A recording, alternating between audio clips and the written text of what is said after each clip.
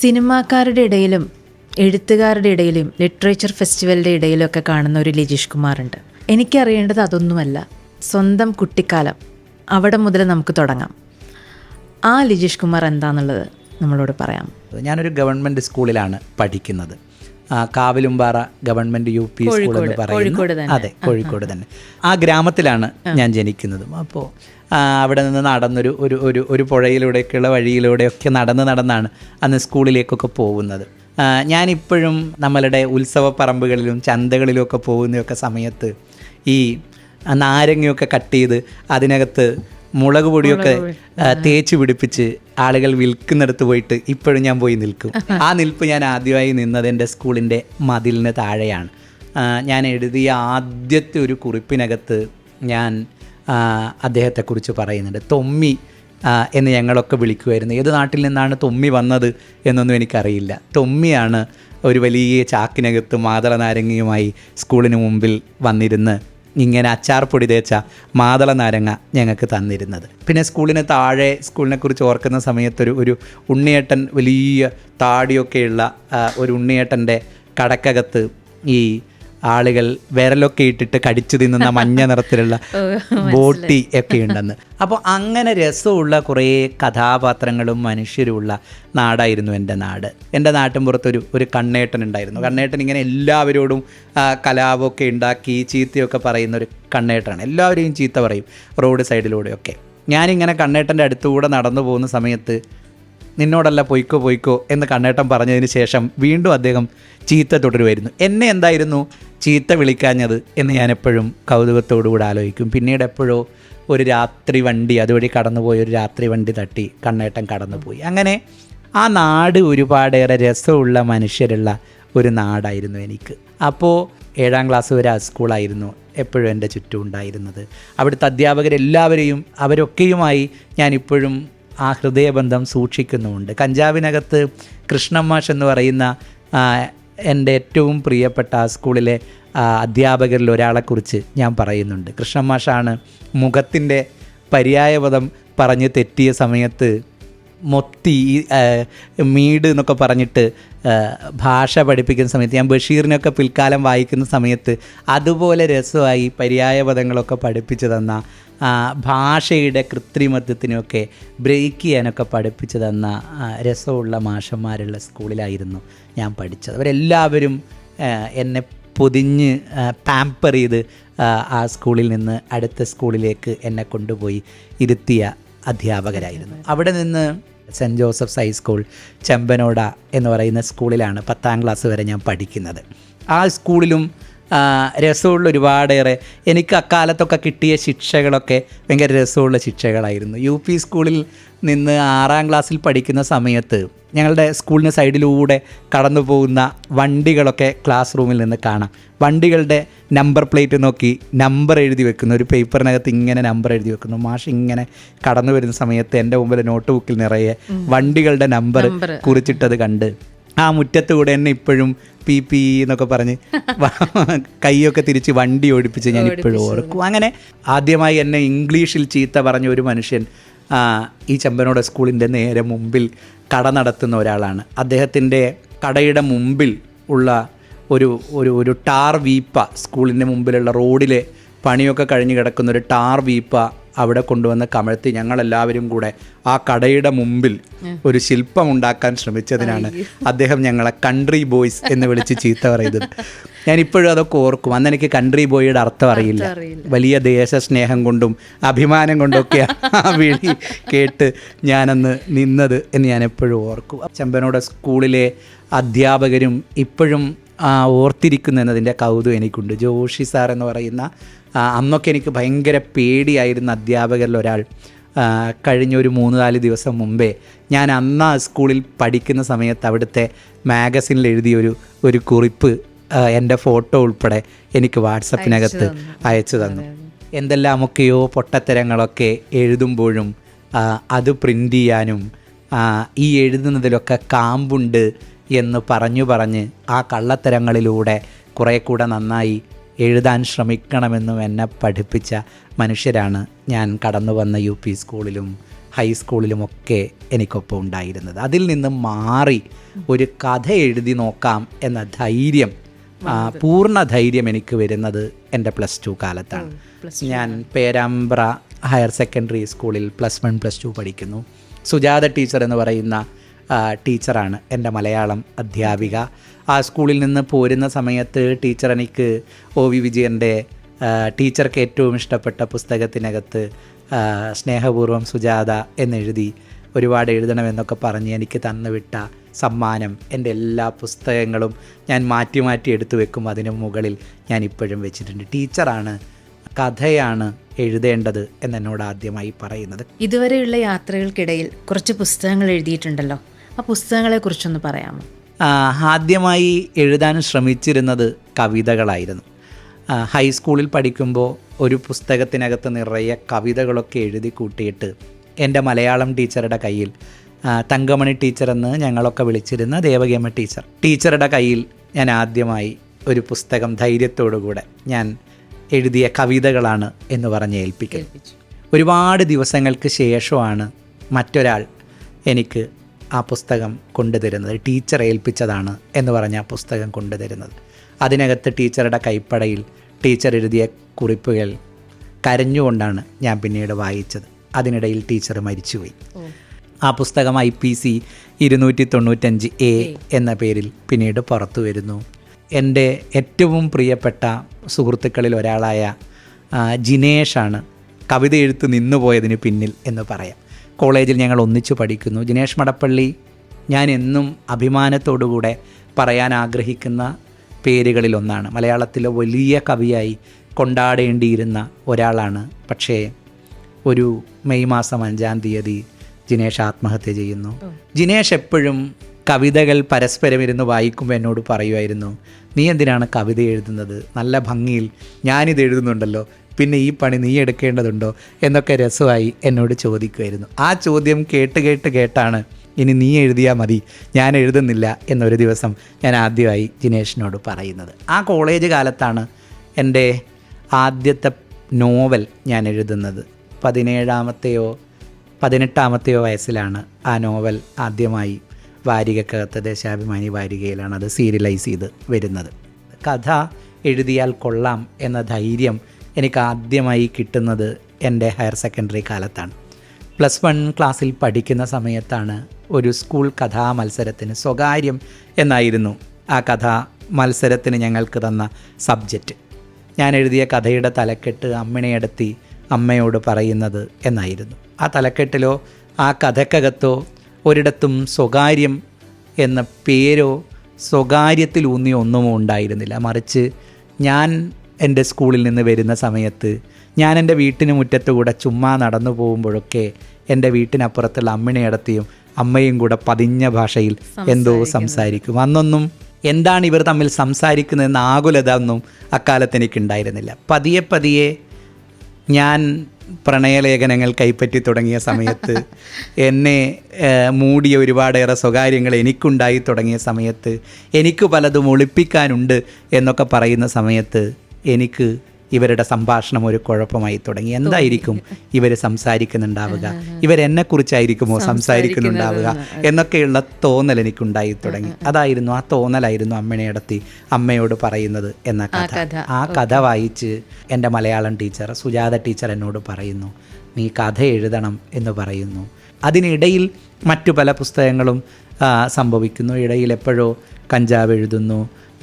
കഞ്ചാവ് ആളുകൾ സെലിബ്രേറ്റ് ചെയ്യുന്ന സമയത്തും കോൺട്രവേഴ്സ്യൽ ആയിട്ടുള്ള ഒരു കഞ്ചാവ് ആ അർത്ഥത്തിൽ അതിനെ ചുറ്റിപ്പറ്റി അതിൻ്റെ പേരുമായി ബന്ധപ്പെട്ട കുറേ പരിഭവങ്ങളും പരാതികളും ആളുകൾക്കുണ്ടായിരുന്നു. പക്ഷെ അതിനേക്കാളൊക്കെ അപ്പുറത്തേക്ക് അതിനെ ആളുകൾ ഏറ്റെടുത്തു എന്നാണ് എനിക്ക് തോന്നുന്നത്. 10-13 പതിപ്പുകൾ ആ പുസ്തകം ഇറങ്ങിപ്പോയി. ആളുകൾ അത് വായിച്ചു. പിന്നീട് വർത്തമാന പുസ്തകം എന്ന് പറഞ്ഞ് ഒരു പുസ്തകം, അഭിമുഖങ്ങളെ കുറിച്ച് മാത്രമുള്ള, എനിക്ക് ഏറ്റവും പ്രിയപ്പെട്ട എന്ന് പറയാവുന്ന 8-9 അഭിമുഖങ്ങൾ ആ പുസ്തകത്തിനകത്ത് വരുന്നു. മാതൃഭൂമി വീക്കിലിയിലാണ് ആ അഭിമുഖങ്ങളിലേറെയും വന്നത്.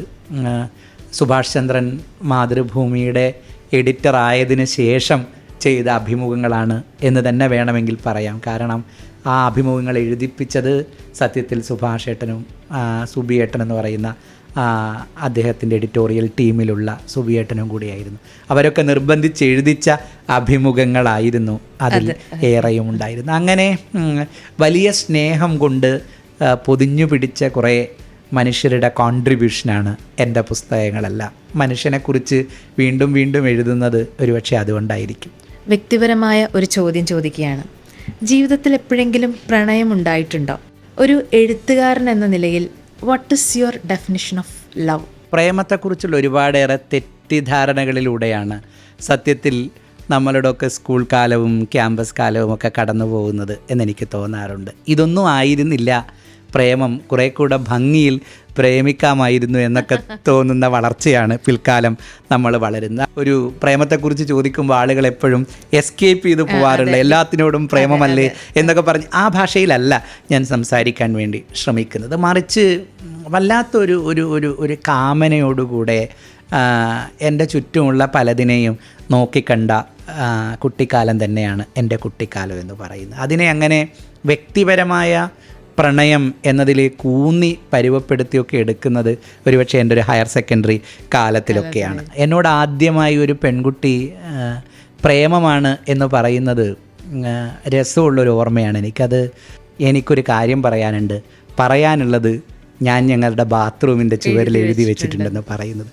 ആ പായൽ പിടിച്ച ബാത്റൂമിൻ്റെ ചുവരിൽ കല്ലുകൊണ്ട് ലവ് എന്നൊക്കെ എഴുതി ഒരു ആരോ മാർക്കൊക്കെ ഇട്ടാണ് അപ്പുറത്തും ഇപ്പുറത്തും ഞങ്ങളുടെ പേരൊക്കെ എഴുതി ഒരു പെൺകുട്ടി എന്നോട് ആദ്യമായി വന്ന് പറയുന്നു. അവളെനിക്ക് അയച്ചു തന്ന ഒരുപാടേറെ കത്തുകളുണ്ടായിരുന്നു. വലിയ ഭീരുത്വമുള്ള കുട്ടിക്കാലമായിരുന്നു എൻ്റെ കുട്ടിക്കാലം. ആ കത്തുകൾ മുഴുവനും ഞാൻ എൻ്റെ കിടക്കയുടെ അടിയിൽ കൊണ്ട് സൂക്ഷിച്ചു വെച്ചു, എല്ലാ കത്തുകളും. അമ്മ ഒരു ദിവസം കിടക്ക തട്ടി മാറ്റുന്ന സമയത്ത്, വിരിക്കുന്ന സമയത്ത് ഈ കത്തുകൾ കൂട്ടത്തോടെ താഴെ വീഴുന്നു. അമ്മ അത് മുഴുവനും പൊതിഞ്ഞെടുത്ത് എൻ്റെ മാഷിന് അയച്ചു കൊടുത്തു. അപ്പോൾ മാഷ് എന്നെ വിളിച്ച് എന്താണ് ഇതൊക്കെ എന്ന് കണ്ണുരുട്ടി ചോദിച്ച് എനിക്ക് ഇപ്പോഴും ഓർമ്മയുണ്ട്. അന്ന് ഞാൻ എൻ്റെ കീശയിൽ നിന്ന് പുതിയ കത്തെടുത്തിട്ട് മാഷോട് പറഞ്ഞു ഇതും കൂടെ ഉണ്ട് എന്ന് പറഞ്ഞ് അങ്ങോട്ടേക്ക് കൊടുക്കായിരുന്നു. അങ്ങനെയാണ് അവൾക്ക് എന്നോടുള്ള ഇഷ്ടം അവസാനിച്ചു പോകുന്നത്. അങ്ങനെയാണ്. അതോടുകൂടെ ഇയാൾ കൈമാറിയ കത്തുകൾ മുഴുവനും മാഷിന് കടത്തിക്കൊടുത്ത ആളാണ് എന്ന തോന്നലോടുകൂടെയാണ് ആ പ്രേമം അവസാനിച്ചു പോകുന്നത്. പിന്നീട് ഹൈസ്കൂളിലേക്കൊന്നും വരുന്ന സമയത്ത് എനിക്ക് അങ്ങോട്ടേക്കൊരാളോട് പ്രേമമുണ്ടോ എന്ന് തോന്നുന്നതിനേക്കാൾ എൻ്റെ ഒരു 10ാം ക്ലാസ് വരെയുള്ള കാലം മുഴുവനും ഇവർക്കെന്നോട് പ്രേമമുണ്ടോ എന്നാലോചിച്ച് കടന്നുപോയ സമയമായിരുന്നു. പ്രേമമുണ്ട് എന്ന് പറഞ്ഞപ്പോൾ പോലും ഇവരെങ്ങനെയാണ് എന്നെ പ്രേമിക്കുന്നത് എന്ന് വലിയ കൗതുകത്തോടുകൂടെ നോക്കിക്കാണുകയായിരുന്നു ഞാൻ ചെയ്തിരുന്നത്. ഒരു +1 കാലത്താണ് എൻ്റെ ക്ലാസ് മുറിയിൽ നിന്ന് ഒരാൾ എന്നോട് ആദ്യമായി വന്ന് നിനക്കവളെ ഇഷ്ടമാണോ എന്ന ചോദ്യം ചോദിക്കുന്നത്. എനിക്കിഷ്ടമാണ് എന്ന മറുപടി ഞാൻ ആദ്യമായി പറയുന്നത് എൻ്റെ ഒരു +1 കാലത്താണ്. അതുകൊണ്ട് പ്രേമമുണ്ടോ എന്ന ചോദ്യത്തെ ഒട്ടും നിഷേധിച്ചുകൊണ്ടോ ഇല്ല എന്ന് പറഞ്ഞുകൊണ്ടോ അല്ല ഞാൻ അവസാനിപ്പിക്കുന്നത്. പ്രേമം എപ്പോഴും ഉണ്ട്, പ്രേമം എപ്പോഴും ഉണ്ടാവുന്നതാണ് ഭംഗി. ജവഹർലാൽ നെഹ്റുവിനെ കുറിച്ച് കൂടെ പറഞ്ഞ് ഞാൻ ഈ ചോദ്യത്തിൻ്റെ ഉത്തരം അവസാനിപ്പിക്കാം. നെഹ്റുവിനെ കഞ്ചാവിനകത്ത് ഞാൻ എഴുതുമ്പോൾ ഞാനതിനിട്ട തലക്കെട്ട് എന്നെ യൂറോപ്യൻ ഉമ്മയുടെ രസം പഠിപ്പിച്ചു തന്ന പ്രവാചകൻ എന്നാണ്. നെഹ്റുവിൻ്റെ വിമർശകർ എപ്പോഴും നെഹ്റുവിൻ്റെ ചേരിചേരാ നയത്തെക്കുറിച്ചും അല്ലെങ്കിൽ നെഹ്റുവിനുള്ളിലെ ചാച്ചാജിയെക്കുറിച്ചും നെഹ്റു കോട്ടിനകത്ത് സൂക്ഷിച്ച റോസാപ്പൂവിനെക്കുറിച്ചും കുട്ടികളോട് കാണിച്ച ഇഷ്ടത്തെക്കുറിച്ചും ഒക്കെ നമ്മൾ പറയും. അതൊക്കെ പറയാൻ നമുക്ക് 100 നാവാണ്. പക്ഷേ മൗണ്ട് ബാറ്റൻ്റെ ഭാര്യയുമായി നെഹ്റു പ്രണയത്തിലായിരുന്നു എന്ന് പറയുമ്പോഴേക്കും നെഹ്റുവിനെ നാം അല്പം ഭീതിയോടുകൂടെ, അല്പം ഡിറ്റാച്ച്മെൻറ്റോടുകൂടെ മാറ്റി നിന്ന് സംസാരിക്കാൻ തുടങ്ങും. മൗണ്ട് ബാറ്റൻ്റെ മകൾ അമ്മയെക്കുറിച്ച് എഴുതുന്ന പുസ്തകത്തിനകത്ത് പറയുന്നുണ്ട്, അമ്മ ഇന്ത്യയിൽ നിന്ന് പോന്നതിന് ശേഷം അമ്മ വലിയ ഏകാന്തതയിലായിരുന്നു. അമ്മ ഒറ്റയ്ക്കൊരു മുറിയിലിരിക്കുമായിരുന്നു. അമ്മയുടെ ചുറ്റും അധികാരം എപ്പോഴും ഉണ്ടായിരുന്നു. അപ്പ വൈസ്രോയി ആയിരുന്നു. പക്ഷേ അമ്മയ്ക്ക് വേണ്ടത് അധികാരമായിരുന്നില്ല, അമ്മയ്ക്ക് വേണ്ടത് വൈസ്രോയി ആയിരുന്നില്ല, അമ്മയ്ക്ക് വേണ്ടത് പ്രേമമായിരുന്നു. അമ്മയുടെ 40കൾ കടന്നതിന് ശേഷം അമ്മയുടെ മുറി എന്ന് പറയുന്നത് മരണം കാത്തിരിക്കുന്ന ഒരാളുടെ മുറിയാണ്. വല്ലപ്പോഴും ആ മുറിയിൽ നിന്നൊരു സംഗീതോപകരണം പ്രവർത്തിക്കുന്ന ശബ്ദം ആനന്ദത്തോടുകൂടെ ഞാൻ കേൾക്കും. അത് അമ്മയെ തേടി ഇന്ത്യയിൽ നിന്ന് നെഹ്റുവിൻ്റെ കത്തുകൾ വരുമ്പോൾ മാത്രമാണ്. അമ്മയുടെ മുറിയിൽ നിന്ന്, മരണം കാത്തിരിക്കുന്ന മുറിയിൽ നിന്ന് പ്രവർത്തിച്ചിരുന്ന ആ സംഗീതോപകരണത്തിൻ്റെ പേരായിരുന്നു നെഹ്റു എന്ന് മൗണ്ട് ബാറ്റൻ്റെ മകൾ നെഹ്റുവിനെക്കുറിച്ച് എഴുതുന്നുണ്ട്. ആ ഒരു സംഗീതോപകരണം പോലെ പ്രവർത്തിക്കേണ്ടതുണ്ട് പ്രേമം എന്നാണ് പ്രേമത്തെക്കുറിച്ച് എനിക്കെപ്പോഴും ഉള്ള തോന്നൽ. അതുകൊണ്ട് ഈ രാജ്യത്തിൽ ജീവിക്കുന്നതിൽ എനിക്കുള്ള അഭിമാനം എന്ന് പറയുന്നത്, അങ്ങനെ പ്രണയിച്ചിരുന്ന ഒരാൾ പ്രധാനമന്ത്രിയായിരുന്ന, അങ്ങനെ പ്രണയിച്ചിരുന്ന ഒരാൾ തുടങ്ങിവെച്ച ഒരു രാജ്യത്ത് ജീവിക്കുന്നതിൻ്റെ ആനന്ദം കൂടിയാണ്. അതുകൊണ്ടാണ് ഈ രാജ്യം ഒരു പ്രേമരാജ്യമായി എനിക്കെപ്പോഴും തോന്നാറുള്ളത്. കത്തുകളൊക്കെ ബെഡിൻ്റെ അടിയിൽ സൂക്ഷിച്ചു വെച്ച ആ ഓർമ്മകളൊക്കെ പറഞ്ഞിരുന്നു. ഇതൊക്കെ പ്രേംപാറ്റ എന്ന സിനിമയിലും ഉണ്ടാവില്ലേ?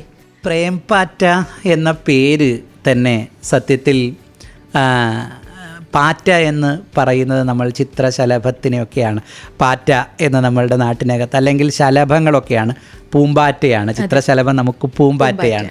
അപ്പോൾ ചിത്രശലഭത്തെക്കുറിച്ച് സുഭാഷ് ചന്ദ്രൻ്റെ രസമുള്ള ഒരു നിരീക്ഷണമുണ്ട്. വളരെ പാവം പിടിച്ചൊരു പാറ്റയാണ്, ഒരു പ്രാണിയാണത്.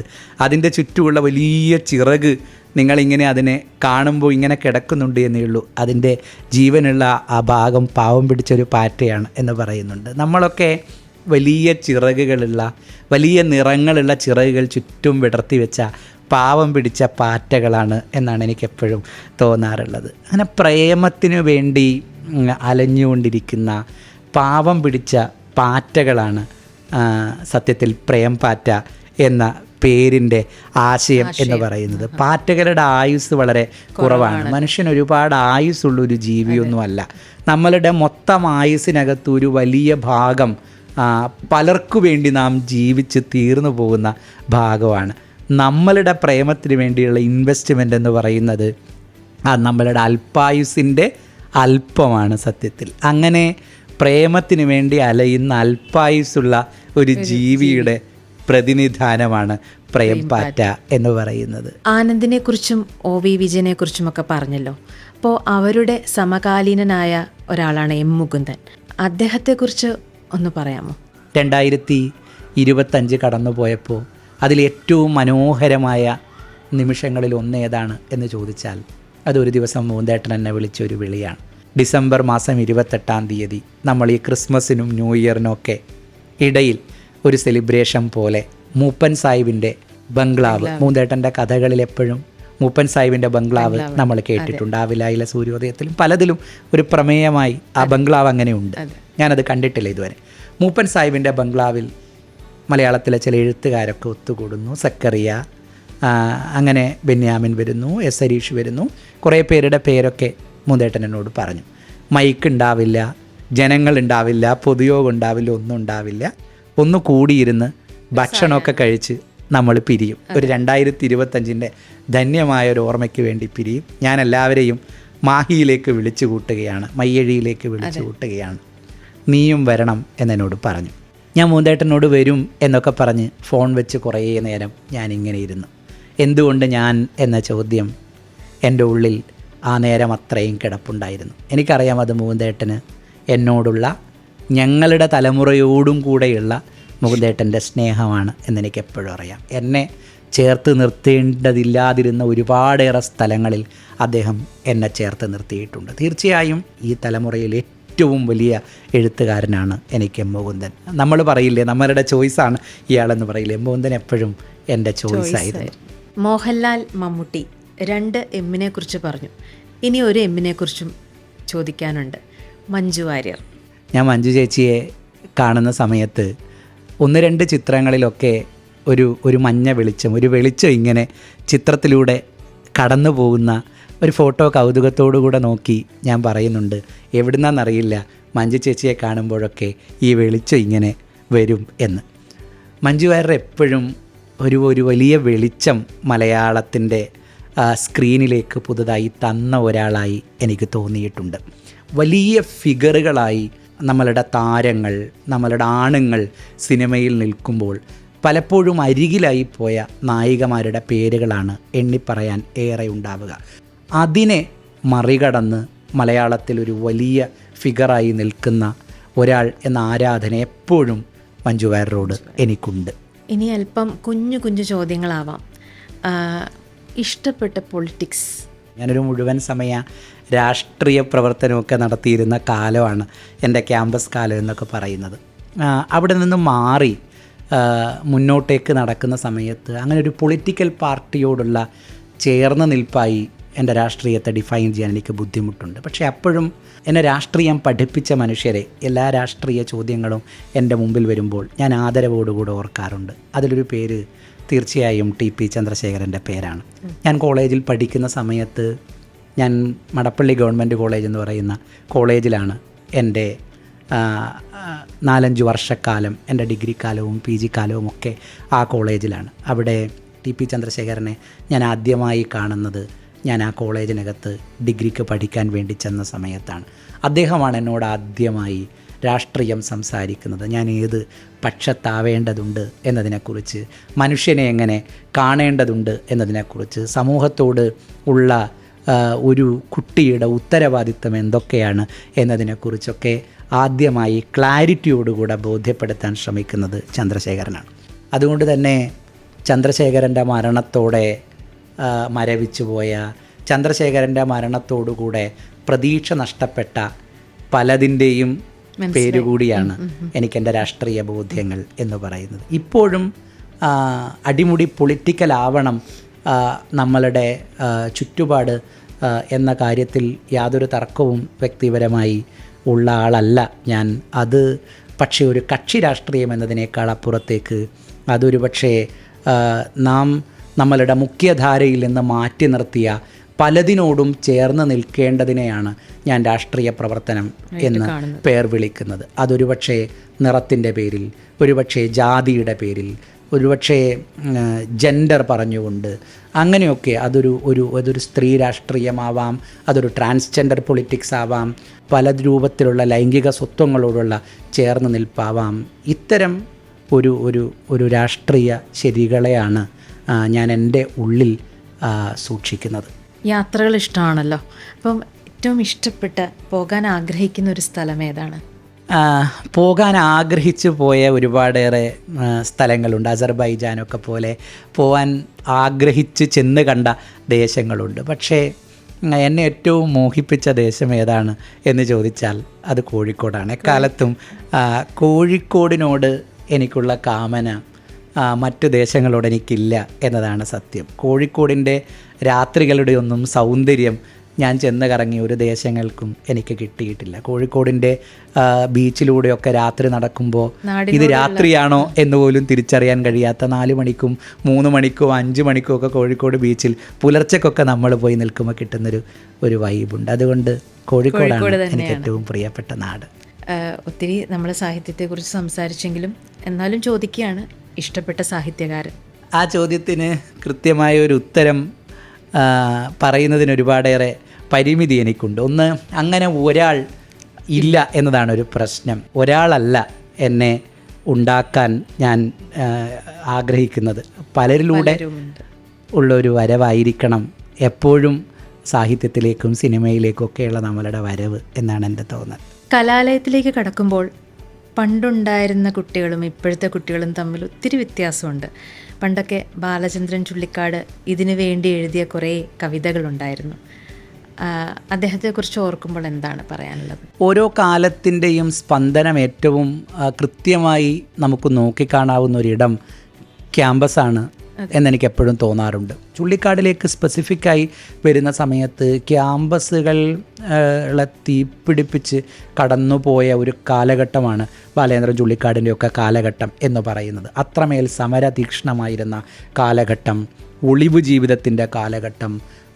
അക്കാലഘട്ടത്തിൻ്റെ കവിതകളാണ് ചുള്ളിക്കാടിനെ ഒരേ സമയം പോപ്പുലറും ഒരേ സമയം മലയാളത്തിലെ ഏറ്റവും വലിയ കവിയും ആക്കി മാറ്റിയിട്ടുള്ളത്. പക്ഷേ അങ്ങനെ തന്നെ ചുള്ളിക്കാടിനെ കിട്ടണമെന്ന് വാശി പിടിച്ചൊരു മലയാളി പിൽക്കാലത്തുണ്ട്. അതുകൊണ്ടാണ് സീരിയലുകളിലൊക്കെ ബാലേന്ദ്രൻ ചുള്ളിക്കാടിനെ കാണുന്ന സമയത്ത് വലിയ അമർഷവും അസ്വസ്ഥതയും ഒക്കെ നമുക്കുണ്ടായത്. പിന്നീട് ചുള്ളിക്കാട് തന്നെ അത് പറഞ്ഞിട്ടുമുണ്ട്.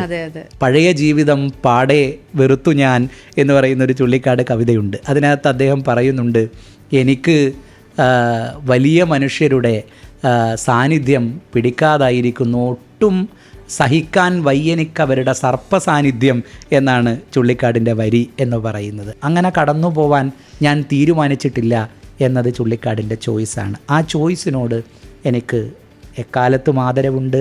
പുതിയ തലമുറ പ്രതീക്ഷയുള്ള തലമുറയാണ്. അതുകൊണ്ട് പുതിയ ക്യാമ്പസിനെക്കുറിച്ച് ഓർക്കുമ്പോൾ ഒരു നഷ്ടബോധവും എനിക്കില്ല. മലയാള സിനിമയിലെ പാട്ടുകളെക്കുറിച്ചാണ്.